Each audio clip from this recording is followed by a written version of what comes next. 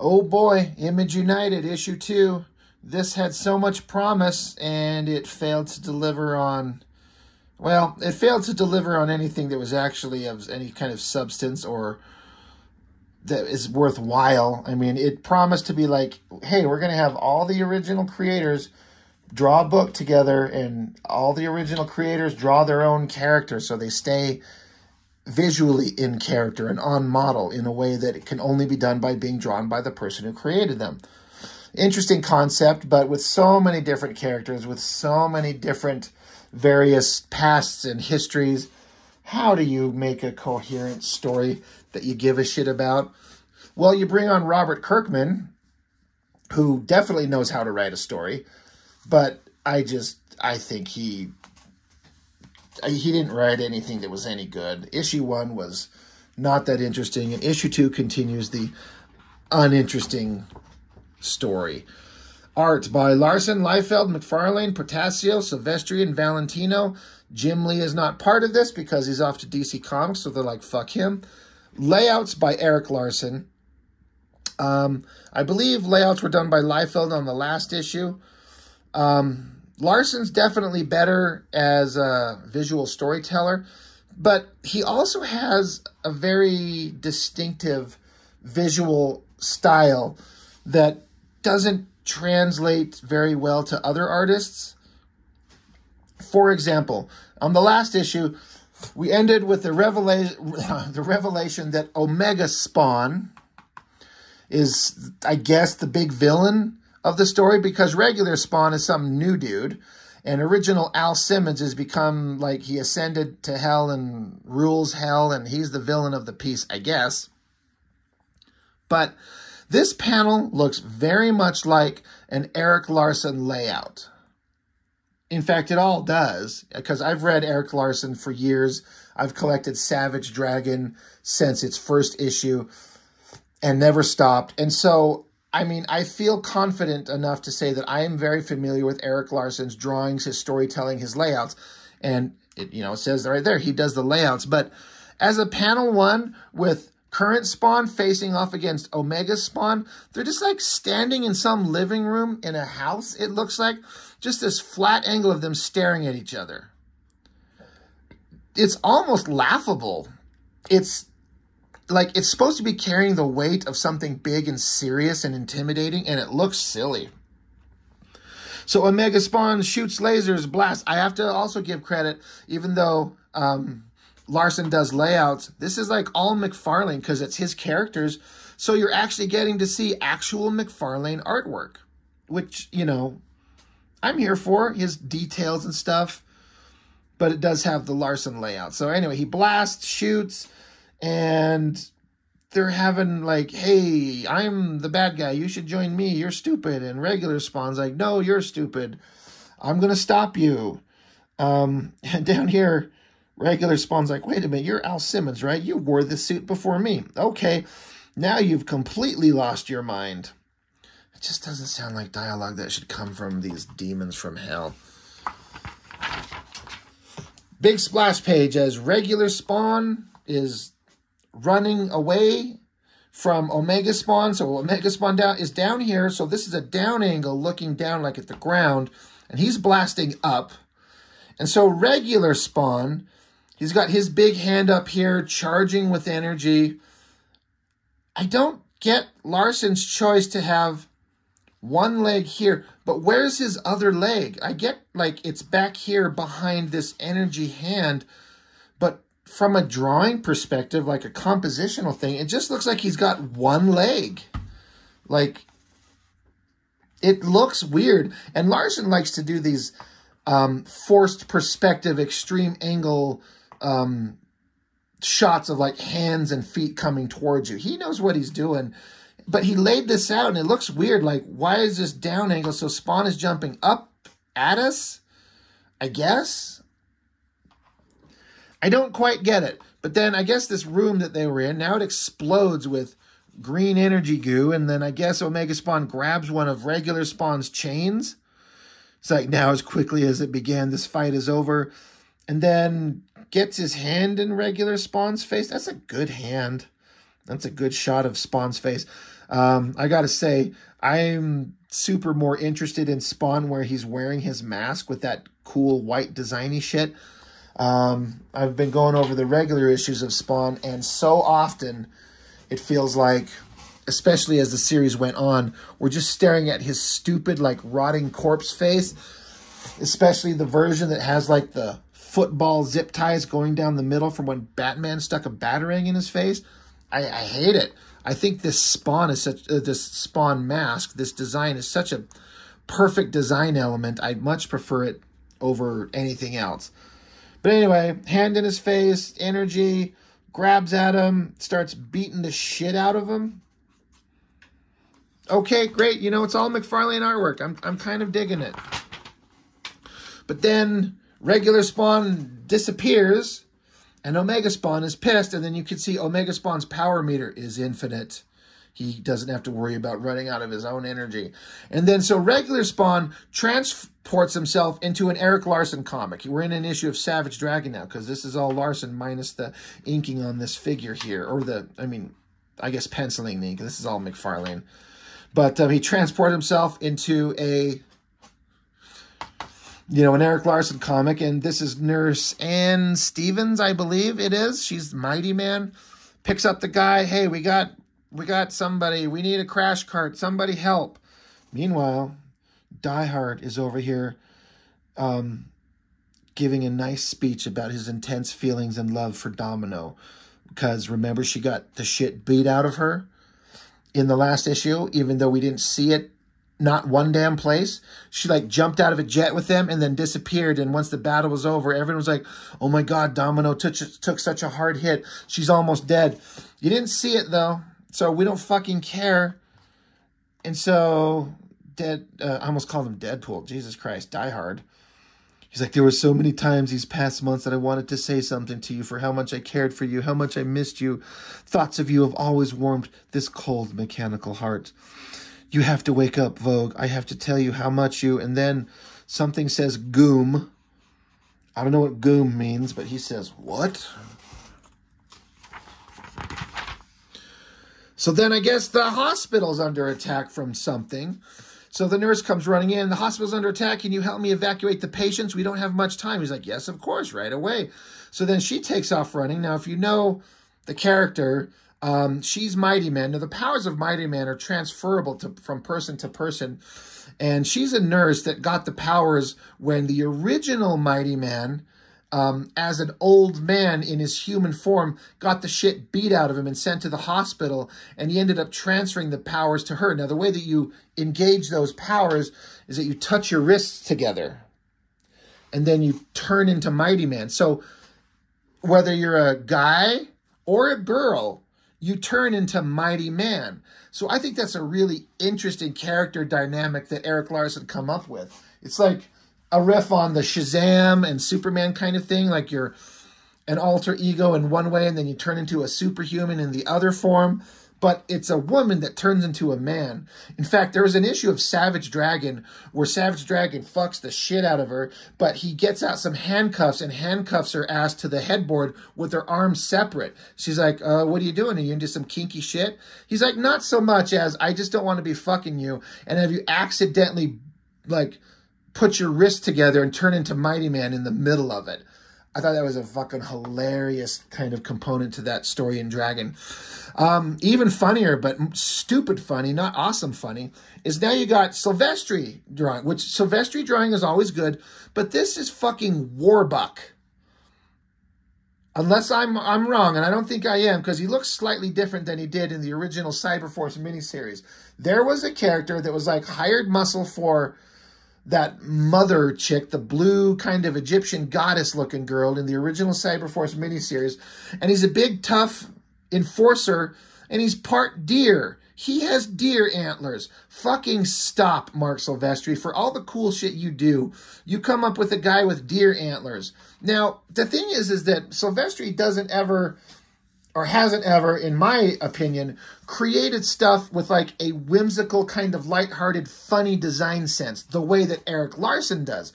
Eric Larson creates the most fucked up, weird, laughable in a good way characters. And he knows how to do it. But Silvestri's stuff always seemed to be more serious, like these are serious superheroes. And then he introduces a guy that has deer horns, antlers. And then they decided to put Warbuck in here. I wonder if that was a Robert Kirkman thing. I bet he was like, oh my God, you had that character that was part man, part deer. Can you please put him in a panel? Now, in the same vein of like weird design sense that's silly, but also interesting, but actually kind of works, is this character back here, which again was in the original Cyberforce miniseries. And I don't know that he's ever shown up since, but his name is Splitzkrieg. Instead of Blitzkrieg, it's Splitzkrieg. So you've got two guys, big, muscular, strong guys that share, like, from the waist down are just two legs, presumably one dick. But then above their waist are two separate bodies, two heads, four arms. One of them is like a Nazi German guy, and the other dude is like a proper British chap. So get it? Splitzkrieg? Do you get it? I don't know that anything was ever done with this character. I think he traded a couple punches with Pitt for a minute, and Pitt fucked him up, as he should do. I feel like there's a really funny, ridiculous, over-the-top bullshit, insane, stupid comic that could be done with this character. It has to be done as totally as like a joke. Because look at the design of these things. It's funny, and I don't think Silvestri knows what to do with it. Anyway, spent enough time on that. But yeah, Nurse Stevens turns into Mighty Man, starts punching the shit out of people. The bad guys here. And then, Die Hard said he's going to rescue, the patients. Well, of course he starts with his girlfriend. And of course she's in the hospital and she's supposed to be under intensive care because she almost fucking died.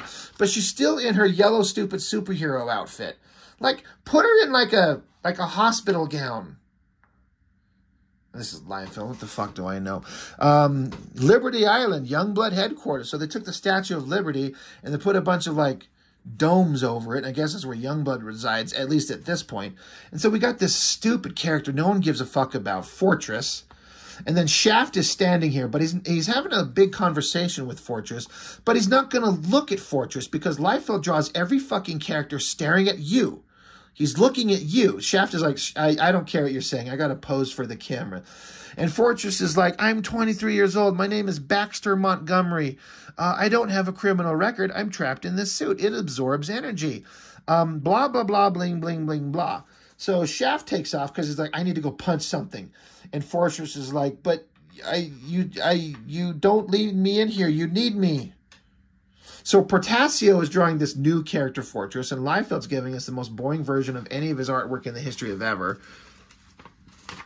But Shaft has got to go take off and fight something. All right, cut back to a different scene in New York. We got kind of a good drawing. Oh, it's Silvestri drawing Witchblade and some cop. Silvestri's got a really nice, soft, kind of fluid way of drawing. I like that. And so here's basically a Liefeld comic with Valentino's current teenage version of Shadowhawk showing up. Stupid new version of Cougar. Stupid Task, I think his name is. And then this is Masada, I believe. And there's this big, giant, dumb shit. His name's Girth. I can't remember which bullshit Liefeld title that comes from. It's really stupid. It's like, oh, he's a big fat guy. A big, bulbous, round character with a bald head. Liefeld excels at that shit.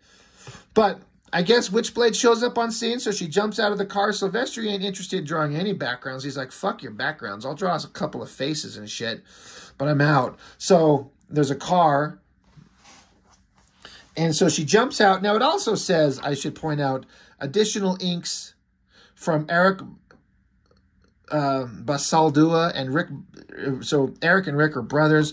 I don't know who Sheldon Mitchell is. Joe Weems, I definitely know who he is. And Chance Wolfe. I just feel like Silvestri did the most basic drawings, though.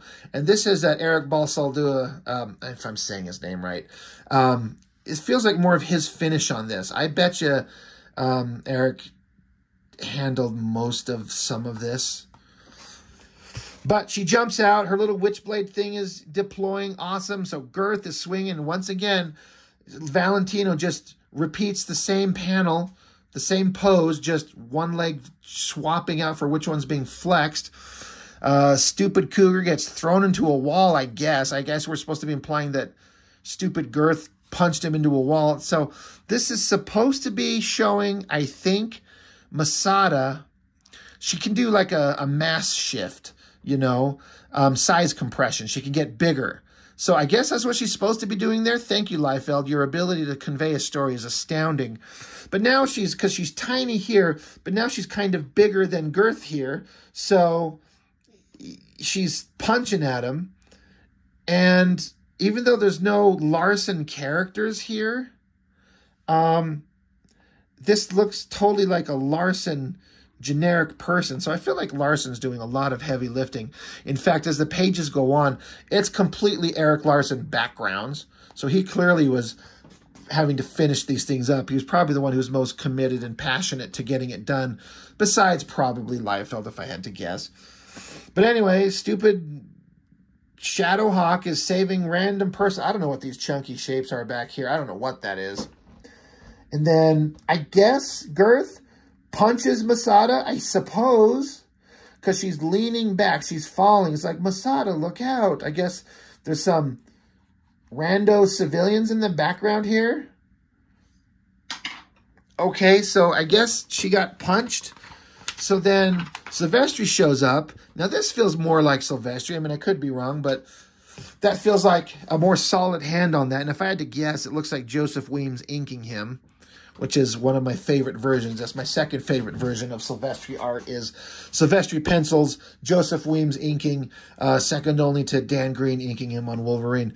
But she shows up and she lost her entire outfit.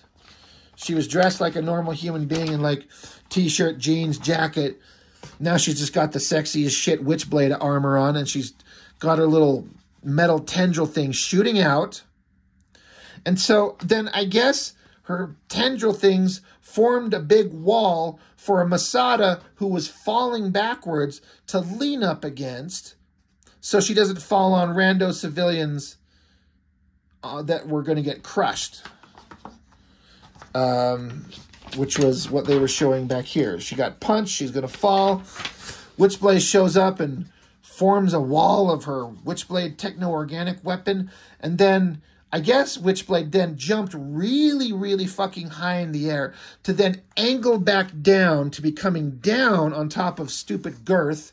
And Silvestri, in his infinite wisdom, and we are all happier for it, decided to make Witchblade Snatch the focus of that panel. You're gonna I'm going to put her bare ass dead center. We're not even going to see her fucking head, her giant titties below it. Bless you, Mark Silvestri. Bless you. I guess she stabbed stupid Girth in the side. Like, why not stab him through the fucking eyes? I mean, she's not a murderer. I get it. But she stabs him, and then he screams. And then Cougar shows up and just starts jumping around again with his claws out. What the fuck is going on? Who's fighting who and for why? Why is Girth here? We had overt kill in the last issue. Now we're back to Chicago, where a crappy Jim Valentino alien character jumps into the middle of an Eric Larson issue of Savage Dragon, where Super Patriot's just blowing the fuck out of this thing and just murdering it to death. Great. And Dragon's like, good job. Thank you. That thing sucked. And, just, okay, lizard creature's dead. Great. Good. Why is it there? Why are we fighting it? When did it come along? Does anybody care? And then basically the Savage Dragon comic continues with a little bit of interjection of Liefeld and Silvestri. But there's Eric Larson showing a big, powerful recoil of this Mighty Man character getting socked by Splitzkrieg. And again, I got to give it to Silvestri. His ability to draw muscular anatomy, those just awesome roundish organic shapes of the muscular arms of Splitzkrieg there. I think it looks amazing. I absolutely love it. And then you got a Liefeld drawing of Die Hard here, like dancing with Warbuck. They're like, oh, we're at a club. Let's dance, buddy. But yeah, Mighty Man gets socked, but then he's fine. He's like, these guys aren't so tough. They just keep catching me off guard because I'm trying to evacuate patients. Now, this is another thing where I like about Eric Larson's storytelling, even though, like, I mean, Kirkman wrote the story, but it's very in character, where they're making a point to save people's lives. Dragon is a cop. The Mighty Man is actually a nurse. They're not just trying to punch things. They're trying to save people. So anyway, charge into battle. And then I guess Spawn shows up. Because again, he transported himself here and in his human form. And I guess he woke up and becomes Spawn again.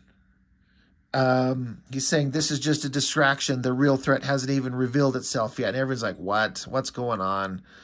Does anybody care? I know Dragon doesn't give a fuck. He hates all of this shit. He says, looks like Spawn has these idiots covered wherever he came from. Okay, sure. And then Mighty Man's like, this hospital is destroyed, so I'm going to take these civilians to a different hospital. Okay, good. Taking care of people. Yeah, very much an Eric Larson comic. These are all Eric Larson backgrounds and rubble and everything. So again, he's doing the heavy lifting. Oh, cut back to another scene. There's just heroes fighting villains everywhere. It's just a bunch of this shit. You got Ripclaw cutting open Mako. That's a Eric Larson character. And then Ballistic saving, I guess, a kid. I guess. And then there's this random-ass guy. I thought he was supposed to be a redesign of a character we'd seen before. But they explain here who he is, and he's not who I thought he was. He's still a nobody. But this is some Eric Larson villain character. I can't remember his name, but they're all like, how many of these guys are going to show up? It's insane. The whole city is under siege. And Heatwave's like, my powers aren't having an effect. Ballistic, you finding any weak spots? And she's like, if I had, he'd be down. And so Big Strong Guy's like, I'll handle this guy. This fight has gone on long enough. And then I guess he slams him into the ground. So whoever the fuck this villain is, I remember seeing him in the Dragon comics. He shouldn't be able to take, like, repeated laser blasts and bullets from these two guys. But the big rando Strong Guy just slams him into the ground and he's done. Back to Silvestri doing a pretty cool Ripclaw. He's like, it isn't over yet. Velocity, scan the crowd for injuries and blah, blah, blah. These guys won't stay down for long. Why not make them stay down? You got claws, Ripclaw, stab him in the throat and kill him. And then Big Strong Guy's like, feels good to cut loose. And then Ballistic is like, nice job, new guy. Jesus. He's like, well, oh yeah, he's like, yeah, who, new guy, who are you exactly? He's like, well, my memories before I was given my powers are spotty at best. I can't remember much. Honestly, I don't even know who I am. But I remember cyber data. They made me into this, gave me these powers. I believe I was created to hunt you down. I was freed when these guys destroyed the facility holding me. They call me Barricade. That is the most standard cliche bullshit characterization ever. Like, I don't know. I don't have a memory. The bad guys created me. I'm supposed to kill you. My name is Barricade. I'm going to stand here with my hand coming forward. Barricade. I hear that name, and I'm like, that's the name of a Transformer. Anyway, now we're all friends. You did good here, Barricade. So Velocity's like, what do we do now? Heatwave's like, Barricade stays with us. We can use someone with his strengths. Where's your big surfer dude, Strong Guy? Where's Impact? Who cares? He was useless anyway. Anyway, Heatwave's like, we better call Youngblood. Maybe they know what's going on. Heatwave, I guarantee you nobody knows what's going on. It's just fight after fight after fight. It is absolutely boring and pointless. We got... I forget the name of this character. He was in that issue of Spawn that Silvestri drew. Gonna drive me nuts. I can't think of it. But he's down here just ignoring dumbass Liefeld character. Whatever the fuck that guy's name was, shooting at him. And then I guess a Valentino character. Some nice coloring on your energy effects. Shooting down on Eric Larson's version of Dr. Octopus. And then you've got Cygor, is that his name? This Spawn monkey. There's some character that Larson draws in the background, and then Star from Dragon there. And then we got the Darkness fighting another pointless, shapeless, bald, generic stupid ass bad guy. Look at this design. Look at these little metal boots and his little metal tank top, his little metal wife beater. He just looks like Badrock, but he's not. Liefeld is so fucking lazy. I guess this is a Valentino character made of fire fighting the Deadly Duo. Great. And then you got Supreme over a flaming burning city, which the burning city looks pretty damn good, honestly. And this is one of those ridiculously awesome Erik Larsen character designs. It's Chaos and Control. Chaos is the monster. Control is the human. And Chaos has these horns that come back, and Control sticks the horns in his eyes, and then they become one creature that can be controlled. If Control is separated from Chaos, well, guess what? Chaos goes insane. It's crazy, it's ridiculous, and Erik Larsen is great for that shit. What a boring fucking comic. It's just fight after fight after fight, and there's no substance. So Spawn and Die Hard are having like a stare down contest while Dragon's just like, what in the fuck am I doing in this comic? I am so much better than this. But Spawn's like, yeah, there's a bad guy. His name's Omega Spawn. Oh, wait, a jet showed up. Die Hard, is this one of your friends? And Die Hard's like, I think we all agree we're in the middle of something major. Would you please accompany me back to Youngblood headquarters? Especially you, Spawn. We could use any information you have. So like, yeah, okay, great, let's go. Whatever. And then Stupid Fortress is sitting back in Youngblood headquarters jail, just sitting there sad because no one likes him because he sucks. Speaking of sucks, teenage Valentino Shadowhawk is just standing here. And then you got, I guess, Task. Looks like he took his clothes off down to his little t-shirt, dragging away the stiffest, presumably dead body ever seen, because he looks like he's got rigor mortis for a couple days. And then stupid Masada. And then Liefeld and all his genius drew girth here. Like, there's not even lines indicating he's wearing fucking pants or a t-shirt. It's just this smooth shape. And like round belly, and then his feet. What a fucking terrible composition. I'm sure when Silvestri come along and drew this sexy ass Witchblade drawing, I mean, and compared next to that Masada drawing, it's almost like Masada's going, God, I wish Silvestri was drawing me. And we all agree. Even more funny is in the background, there's this naked man lifting up a big stone wall off of this dude who has to stare at his cock. Who the fuck is that? And why is he not dressed? Fuck, this is so stupid. Shaft is talking to some Valentino character, some bearded guy, and whatever, bad things are happening. And then I guess outside, because Liberty Island, like, if you're this far away from it, you're standing in the fucking water, right? I mean, right? But look, it's Chapel. He was once in hell. The last time we saw him, he blew his own fucking brains out all over the comic page. And then, so it's just a collection of all these bad guys. Chapel, Killjoy from Silvestri's books. I'm not sure who that is. Some werewolf, some bullshit Liefeld character. I think that's a McFarlane character. A redesign of the big bad guy, I forget his name, from the Cyberforce miniseries. Some bullshit character from Liefeld, can't tell. That looks like an Erik Larsen character. More Liefeld bullshit. And just a bunch of random shapes. Bunch of bad guys running across water to attack Youngblood headquarters at Liberty Island. Jesus Christ. Did anything happen except fight, talk, fight? Is this what we wanted? I mean, I guess in a way, I think I said about Image United #1, it's the perfect Image comic where it's all about visuals, no story, and late as hell. And that's all it is. This is, I think, Eric Steven continuing on about Image Comics, and this time he's focusing on Robert Kirkman. That's great. And for some fucking reason, we get a Bloodstrike preview. Story, Rob Liefeld, thank God. Script, Mark Polton. Don't know who that is. Art, Marat Michaels, Jeremy Roberts, and Mike Copriati.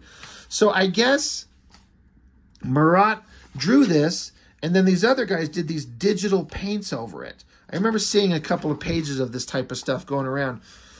It's, at a glance, interesting, but like this design of combat. Like, he just wears this leotard and then shoulder pads and has a stupid axe. So bad. And there's some good things going on here. That's not a bad face. The coloring's pretty interesting. Like, I feel like the guys doing digital paint over Marat's work were doing the best that they could do. And it's not terrible, but I am significantly not interested in it at all. Like, you guys, I feel like they're trying, like, maybe like, this will be our kingdom come. We'll do a digital painted thing. It'll be prestige format. I don't know if it was or anything like that. I'm just making shit up, but I'm just imagining them going like, look at the amazing things that we can do. We can do this crazy digital artwork. This will look great. And I credit to them for trying really hard, but I couldn't care less. There's nothing about this that excites me or entices me.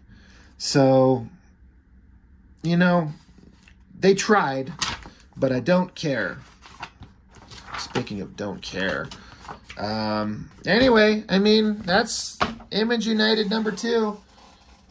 There's only #3 and then issue 0 and then just never fucking finished it. And it's almost laughable. It's just ridiculous that nope, we're not going to finish it. So, oh well, right? Sucks to be us, sucks to be the fans. But we're never going to see this thing done. But I don't know that we're actually worse off for not getting the story done, because there's nothing going on. It's not interesting. It's interesting to see their art paired up, but it's still, I mean, I gotta be honest, it sounds interesting in theory. In execution, it's kind of like, oh, yeah, that's a Liefeld Die Hard, and that's a Silvestri Witchblade. Yep.